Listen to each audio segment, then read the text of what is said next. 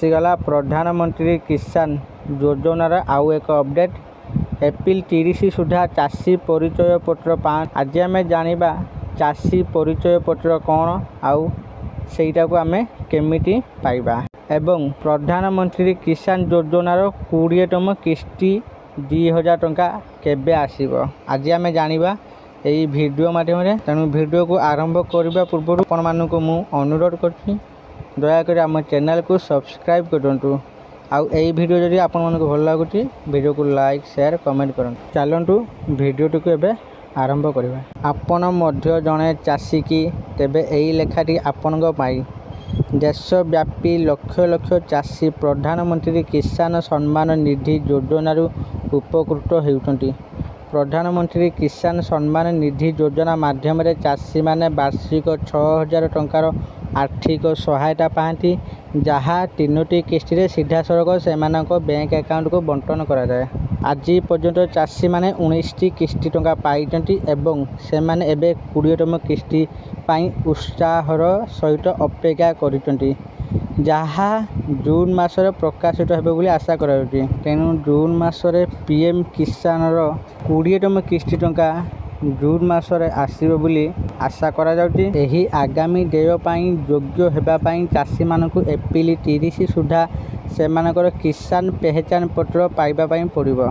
आपण आपणकर एहा किपरि पाई परिबे ताहा एठारे दिया जाइछि। तेणु पीएम किसान 20तम किस्ती टंका पाइबा पाई हेले प्रथमे किसान पहचान पत्र पाइबा पाई पड़िबो। चलंतु जानिबा एहा किपरि पाई परिबे। सरकार स्पष्ट करिसेंती जे केवल किसान पहचान पत्र थिबा लोक माने प्रधानमंत्री किसान योजना लाभ पाइबा को योग्य हेबे। चाषी माने एही प्रक्रिया को समय सीमा मध्य समाप्त करिबा अत्यंत गुरुत्वपूर्ण, कारण यह न कले परवर्ती किस्ती विलंबित हो पारे। तेणु सरकार स्पष्ट करछंती जेउ माने किसान पहचान पत्र न करिबे तो से माने योग्य हो पारिबे नाही कि सेमानक अकाउंट को टंका आसीबो नाही। तेणु प्रथमे किसान पहचान पत्र करिबा आवश्यक। यदि आपण एपर्यंत किसान पहचान पत्र पाई नांती तेबे आपण सहायता पाई आपणकर निकटस्थ सीएससी केंद्र किंबा कृषि विभाग कार्यालय को जाई परिबे।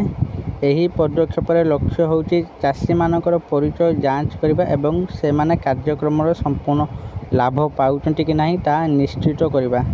तेणु आपणकर किस्ती पाइबारे विलंब को एड़ाइबा पाई एहाको तुरंत करिबा गुरुत्वपूर्ण। जेउ माने किसान पहचान पत्र पाई नांती तो आपण माने आपणकर पाखरे थिबा जनसेवा केंद्र हो बा मो सेवा केंद्र हो आपण माने सेठी जाई किसान पहचान पत्र आवेदन करंतु। काहेकिना एहा एबे बाध्यतामूलक हो जाईची। यदि आपण माने किसान पहचान पत्र पंजीकरण न करिबे तो आपण मानकर टंका आसीबो नाही। कृषि विभाग प्रधानमंत्री किसान योजना रे पंजीकृत चाषी मानकु सेमानक मोबाइल फोन माध्यम रे गुरुत्वपूर्ण सूचना मध्य पठा जाउची। एही बार्ता गुरिक गुरुत्वारोप करे जे समस्त हिताधिकारी चाषी परवर्ती किस्ती पाइबा पाई एप्रिल 30 सुधा सेमानकर किसान पहचान पत्र किंबा चाषी परिचय पत्र पाइबा आवश्यक। चाषी मानकर परिचय निश्चित करिबा पाई एही परिचय पत्र अत्यंत जरूरी। कृषि विभाग पक्षरु जोगाजोग चाषी माने किपरि एवं केउठारे सेमानकर चाषी परिचय पत्र पाई परिबे से विषय रे विस्तृत सूचना दियाइछि।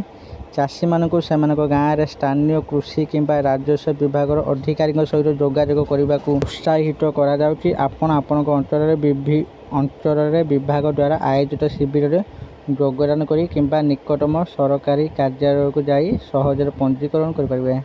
जो माने जनसेवा केंद्र बा मो सेवा केंद्र रे पंजीकरण करि परिबे नाही से माने निज गाँव रे स्थानीय कृषि किंबा राजस्व विभाग अधिकारी पाखक जाई जोगाजोग करंतु। आउ अंचल रे आयोजित शिविर रे योगदान करी सहजरे पंजीकरण करि परिबे। सरकार डिजिटल कृषि मिशन रे किसान पंजीका एक गुरुत्वपूर्ण भूमिका ग्रहण करे।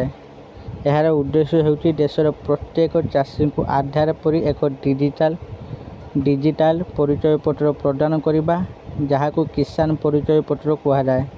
एही कार्ड रे चाषी विषय व्यापक विवरणी रही ଯେଉଁଥିରେ ସେମାନଙ୍କ ଜମି ଫସଲ ଏବଂ ଯୋଗ୍ୟତା ବିଷୟରେ ସୂଚନା ଅନ୍ତର୍ଭୁକ୍ତ।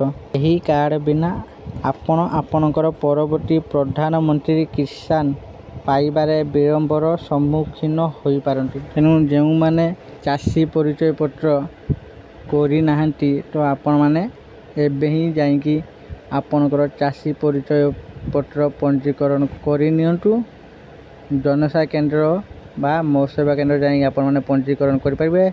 ନହେଲେ ଆପଣଙ୍କ ଗାଁରେ କୃଷି ବିଭାଗ ଅଧିକାରୀଙ୍କ ସହିତ ଯୋଗାଯୋଗ କରି ସେଠି ସହଜରେ ଆପଣମାନେ ପଞ୍ଜୀକରଣ କରିପାରିବେ।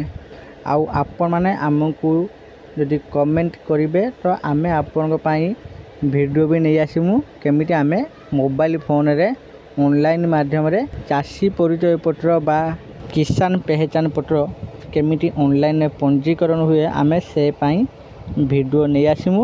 ଆପଣମାନେ ଯଦି କମେଣ୍ଟ କରିବେ ତ ଆମେ ଆପଣଙ୍କ ପାଇଁ ଭିଡ଼ିଓ ନେଇ ଆସିମୁ। ଆଶା କରୁଛି ଆପଣଙ୍କୁ ଏହି ଭିଡ଼ିଓଟି ନିଶ୍ଚିତ ଭାବରେ ଭଲ ଲାଗିଥିବ। ଯଦି ଆପଣମାନଙ୍କୁ ଏହି ଭିଡ଼ିଓଟି ଭଲ ଲାଗୁଛି ଦୟାକରି ଆପଣମାନେ ଏହି ଭିଡ଼ିଓକୁ ଲାଇକ୍ ସେୟାର ଆଉ କମେଣ୍ଟ କରନ୍ତୁ। ଆଉ ନିଜ ସାଙ୍ଗସାଥି ପାଖକୁ ଏହି ଭିଡ଼ିଓଟା ସେୟାର କରନ୍ତୁ। କାହିଁକିନା ଏଇଟା ବଡ଼ ଅପଡ଼େଟ୍ ଆସିଛି ଯେଉଁଟାକି ଚାଷୀ ପରିଚୟ ପତ୍ରକୁ ନେଇ। ତେଣୁ ଆପଣମାନେ ଏହି ଭିଡ଼ିଓକୁ ଯେତେ ମାତ୍ରାରେ ପାରିବେ ସେୟାର କରନ୍ତୁ ନିଜ ଲୋକଙ୍କ ପାଖକୁ। ଆଉ ଏହି ଭିଡ଼ିଓକୁ ବହୁତ ମାତ୍ରାରେ ଲାଇକ୍ କରନ୍ତୁ। ଆଉ ଆମ ଚ୍ୟାନେଲକୁ ଯଦି ପ୍ରଥମ ଥର ଆସିଛନ୍ତି ଦୟାକରି ଆପଣମାନେ ଆମ ଚ୍ୟାନେଲକୁ ସବସ୍କ୍ରାଇବ୍ କରନ୍ତୁ। ଆଉ ଏଇମିତିକା ଭିଡ଼ିଓ ଦେଖିବାକୁ ଚାହୁଁଥିଲେ ଆମ ଚ୍ୟାନେଲକୁ ସବସ୍କ୍ରାଇବ୍ କରି ଦିଅନ୍ତୁ। ଧନ୍ୟବାଦ।